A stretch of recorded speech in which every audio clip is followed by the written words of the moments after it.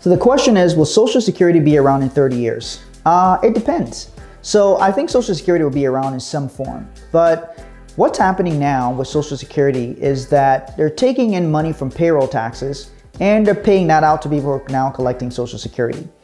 In 2035, Social Security will not be able to meet its full promises based on what is projected out for them currently. So beginning after 2035, Social Security will start paying reduced benefits unless, our government acts to change something or something happens there. But that's what it's planned to currently. 2035 is when they will still pay reduced benefits. You may not get the full benefits that Social Security promised, but you could get reduced benefits. So all of us now are paying into Social Security for people who paid into it before and are now receiving it. Problem is, people have lived longer than was anticipated, so they've been collecting Social Security checks much, much longer. So that can impact it. So I think it'll still be around in some kind of form or fashion. Maybe very, very reduced though. So that's what I expect for Social Security.